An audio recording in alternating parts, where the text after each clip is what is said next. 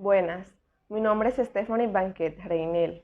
El título de mi artículo es Sexualidades y ruralidades en el Chile de mitad del siglo XX, una lectura queer de El lugar sin límites de José Donoso. En este artículo analizaré cómo se produce el desarrollo de la sexualidad del personaje La Manuela en el contexto chileno rural de mitad del siglo XX, teniendo en cuenta que este desarrollo está condicionado por las circunstancias socioeconómicas y políticas a las cuales se encuentra expuesto el personaje. Esta lectura se hará desde la perspectiva teórica planteada por Paul Beatriz Preciado. En el Manifiesto Contrasexual, Preciado presenta un análisis crítico de la diferencia entre género y sexo, planteando que el sujeto no debe ser identificado ni se identifica por los rasgos físicos con los que nació, sino que decide por sí mismo en relación con cómo se siente con respecto a su cuerpo. En este contexto, Preciado afirma que, abro comillas, la contrasexualidad es también una teoría del cuerpo que se sitúa fuera de las oposiciones hombre-mujer, masculino-femenino, heterosexualidad, homosexualidad. Cierro comillas. En cuanto a lo queer específicamente, Preciado manifiesta que, abro comillas, queer no es una identidad más en el folclore multicultural. El movimiento queer no es un movimiento de homosexuales ni de gays, sino de disidentes de género y sexuales, que resisten frente a las normas que impone la sociedad heterosexual dominante. A diferencia de las políticas feministas u homosexuales, la política de la multitud queer no se basa en una identidad natural hombre-mujer, ni en una definición basada en las prácticas heterosexuales homosexuales, sino en una multiplicidad de cuerpos que se alzan contra los regímenes que les construyen como normales o anormales. Cierro comillas. Las ideas de Preciado no han sido muy abordadas en relación con esta novela y por lo general se encuentran perspectivas como la subversión, la teoría de performatividad de Butler, la periferia, entre otros. Por esto, mi análisis propone una lectura más específica, en el sentido en que está delimitado en el contexto de mitad del siglo XX en las zonas rurales de Chile, y que incorpora el enfoque queer que, hasta donde tengo conocimiento, no ha sido tratado explícitamente para referirse a la sexualidad de la Manuela. Con mi estudio se busca responder a la pregunta: ¿cómo se representa el desarrollo de la sexualidad del personaje La Manuela en el contexto chileno rural de mitad del siglo XX, en la novela El lugar sin límites de José Donoso, desde la perspectiva teórica de Paul Beatriz Preciado?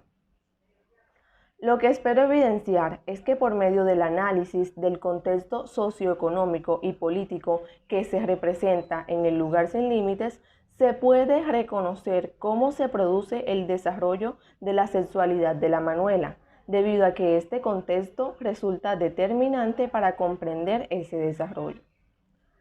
En este análisis trataré de establecer conexiones entre El lugar sin límites y el contexto del Chile rural de mitad del siglo XX, para así poder observar la importancia del aspecto político, social y económico en el desarrollo de la sexualidad de la Manuela. El lugar sin límites narra lo que sucede en un día en el pueblo Estación El Olivo. La Manuela, nombre por el que es conocido Manuel González Astica, espera la llegada de Pancho Vega, por quien siente una atracción sexual, y él también se siente atraído hacia ella. Al final del día, Pancho y su cuñado llegan al prostíbulo que manejan la Manuela y su hija la japonesita. La Manuela presenta su show y termina yéndose del lugar con Pancho y su cuñado, pero cuando la Manuela intenta besar a Pancho, ellos terminan golpeándola brutalmente. El pueblo Estación El Olivo está situado a las afueras de la ciudad de Talca, Chile. Se presenta como un lugar casi abandonado porque las personas se habían trasladado a la ciudad. Como la carretera longitudinal que se construyó no atravesaba el olivo, sino que pasaba a 2 kilómetros, el pueblo quedó en el olvido. El lugar estaba lleno de viñas, las cuales pertenecían a don Alejo Cruz o a su familia. Él, senador de este pueblo, también era el dueño de las herrerías, lecherías, los galpones y de la mayoría de las casas. En la novela se narra que aparentemente, desde hace muchos años, también buscaba que electrificaran el pueblo, pero eso nunca se da, porque Estación El Olivo está condenado a la miseria y a desaparecer entre los viñedos de don Alejandro Cruz. Durante la década de 1960, Chile sufrió una serie de cambios en la vida social, política y económica. Desde 1962 se desarrolló la reforma agraria que buscaba que se le diera un uso completo a las tierras para beneficio de la sociedad y sobre todo de los campesinos, quienes debido a la falta de trabajo se veían obligados a trasladarse a la ciudad. Esto se llevó a cabo estableciendo límites en la cantidad de tierras que podían tener los latifundistas.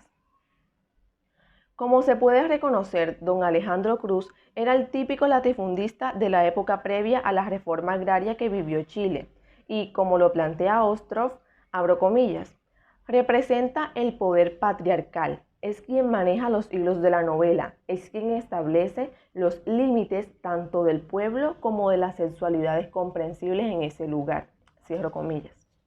De hecho, es en sus terrenos donde Pancho y su cuñado golpean a la Manuela, pero él nunca aparece, a pesar de que siempre le decía que la iba a defender, porque él sabía que Pancho estaba en el pueblo y que éste quería lastimar a la Manuela. En este sentido, se puede afirmar que Alejandro Cruz, por medio de Pancho y su cuñado, buscaba reprimir la sexualidad de la Manuela, porque ella iba en contra de la heteronormatividad que él legitimaba. Por lo tanto, como se muestra en la siguiente cita, dejó que Pancho la lastimara como castigo por su intento de fluir sexualmente. Inicio cita. Tenía que correr hacia allá, hacia la estación, hacia el fondo del olivo, porque más allá del límite lo esperaba don Alejo, que era el único que podía salvarlo. Decirle, por favor, defiéndame del miedo, usted me prometió que nunca me iba a pasar nada, que siempre iba a protegerme, y por eso me quedé en este pueblo. Y ahora tiene que cumplir su promesa de defenderme y sanarme y consolarme. Nunca antes se lo había pedido, ni le había cobrado su palabra, pero ahora sí, solo usted. No se haga el sordo, don Alejo, ahora que me quieren matar y que voy corriendo a buscar lo que usted me prometió. Cierro cita. Pero Alejandro Cruz no es el único impedimento al desarrollo de la sexualidad de la Manuela, sino que también se encuentra la forma en la que los hombres del pueblo la tratan. Por ejemplo, la echaron a un canal, la insultaban diciendo que llevarla al bar prostíbulo era inmoral y una degradación. Pancho, por su parte, ya la había maltratado y le había roto su vestido de española, por lo que la Manuela lo llama a él y a sus amigos tontos ignorantes y los compara con las personas de esas ciudades donde dicen hay carnaval y las personas como ella pueden salir a la calle vestidas como quieren y divertirse. Esto nos muestra esa añoranza que tiene ella por un lugar urbano donde no sea juzgada o maltratada, donde pueda desenvolverse libremente, donde pueda fluir sin miedo y sin límites. También es importante mencionar el aspecto de la carencia económica porque, debido a este, ella tuvo que mantener una relación sexual con la japonesa, lo que dio como resultado a su hija, que es otro aspecto configurador de su sexualidad, como mostraré más adelante. La Manuela accede a esto debido a que al fin ve la oportunidad de tener una casa y una estabilidad económica. Abro comillas. Siempre de casa en casa, sin un 5 en el bolsillo. Total, era un rato. Los garbanzos no me gustan, pero cuando no hay más que comer, total, propietaria una, nadie va a poder echarme. Cierro comillas. Como último factor configurador correspondiente al contexto social, se presenta su hija la japonesita, quien siempre le está diciendo que es un hombre y que es su padre, a lo cual la Manuela reacciona, abro comillas, no me digáis papá, chiquilla huevona, dime Manuela, como todos, cierro comillas. Tal como lo plantea Ibáñez, inicio cita. El patrón mayoritario instalado en la voz de la japonesita dictamina los códigos, serás hombre, serás padre. Los intentos del plan de organización por detener e interrumpir los movimientos de desterritorialización no cesan, pero todo es en vano. El devenir es irresistible. La Manuela rechaza fervientemente una y otra vez el mecanismo de reterritorialización. Cierro cita. De lo anterior podemos inferir que, A pesar de los intentos de su hija por ubicarla en una categoría de género, la Manuela se niega a ser padre, pero también a ser madre. Ella solo quiere ser la Manuela, sin etiquetas, sin una identidad que la encierre o la delimite. De hecho, el rechazo de la Manuela a ese sistema hombre-mujer es tan fuerte que hasta la japonesita en cierto punto admite que, abro comillas, era un niño, la Manuela, un niño, un pájaro, cualquier cosa menos un hombre. Él mismo decía que era muy mujer, pero tampoco era verdad, cierro comillas. Esto nos hace ver que la japonesita se encuentra inscrita en un pensamiento chileno rural de mediados del siglo XX, acerca del cual Gutiérrez y Osorio manifiestan que, abro comillas, el proceso social de este periodo se caracterizó por una serie de políticas sociales dirigidas a instituir la constitución de la familia a través del matrimonio. Consecuentemente, se sentaron las bases para extender en todos los sectores sociales la familia nuclear patriarcal. Cierro comillas. A pesar de que la Manuela lucha contra los esfuerzos para reprimirla de la sociedad heterosexual dominante, en el texto se muestra que el desarrollo de la sexualidad de la Manuela está caracterizado por la indeterminación, lo cual podemos ver a continuación. Inicio cita. La Manuela terminó de arreglar el pelo de la japonesita en la forma de una colmena. Mujer, era mujer. Ella se iba a quedar con Pancho. Él era hombre y viejo, un maricón pobre y viejo, una loca aficionada a las fiestas y al vino y a los trapos y a los hombres. Era fácil olvidarlo aquí, protegido en este pueblo. Sí, tienes razón, mejor quedarnos. Pero de pronto la japonesita le decía esa palabra y su propia imagen se borroneaba como si le hubiera caído encima una gota de agua. Y él entonces se perdía de vista a sí mismo, yo misma no sé. Él no sabe ni ve a la Manuela y no quedaba nada. Esta pena, esta incapacidad, nada más. Este gran borrón de agua en que naufraga. Termino cita.